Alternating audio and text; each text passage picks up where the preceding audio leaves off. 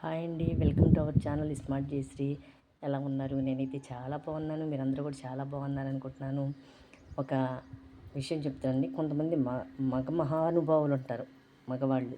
ఏంటంటే భార్యల్ని ఎదుటి వాళ్ళ ముందు కించపరచడం, మాట్లాడటం చాలా ఈజీగా ఉంటుంది. ఏంటంటే నేను మగాడిని, నాకేంటి, నేను చాలా గొప్ప అని చెప్పేసి అనుకొని భార్యను నలుగురు ముందు పలచన చేసేవాళ్ళు చాలామంది ఉన్నారండి.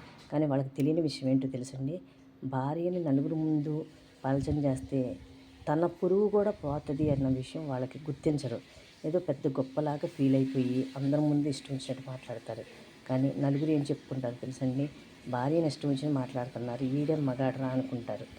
కాబట్టి ప్రతి ఒక్కళ్ళు కూడా భార్యకి మీరు ఎంత విలువిస్తే భార్య మీకు అంత విలువిస్తుంది. భార్యను ఎప్పుడైతే మీరు నలుగురిలో పలచన చేశారో అప్పుడు మీకు విలువ అనేది ఉండదు.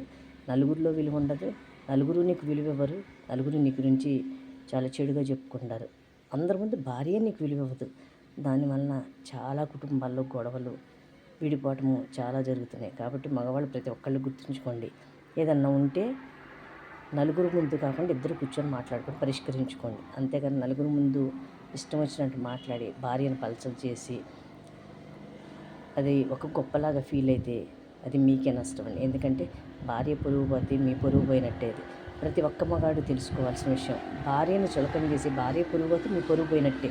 నలుగురు చెప్పుకుంటారు, వీడేంట్రా భార్యను అట్లా అన్నాడు, అది ఇది నలుగురు చెప్పుకుంటే నీ పొరుగు పోయినట్టేగా. అది ఒకటి గుర్తుంచుకొని దాన్ని బట్టి ప్రతి ఒక్కళ్ళు ప్రతి ఒక్కళ్ళు తెలుసుకోండి. ఏంటంటే ఏదైనా ఉంటే కూర్చొని మాట్లాడుకోండి. అంతేగాని నలుగురిలో మాట్లాడటం, నలుగురికి చెప్పుకోవటం, నలుగురి దగ్గరగా పలచన చేయొద్దు. భార్య పొరుగు పోయిందంటే మీ పొరుగు పోయినట్టే. అదొకటి మాత్రం జాగ్రత్తగా తెలుసుకోండి, గుర్తుంచుకోండి. అప్పుడే నీకు భార్య దగ్గర విలువ ఉంటుంది. లేకపోతే నీకు భార్య కూడా విలువ ఇవ్వదు. ఐ డోంట్ కేర్ అన్నట్టు ఉంటుంది.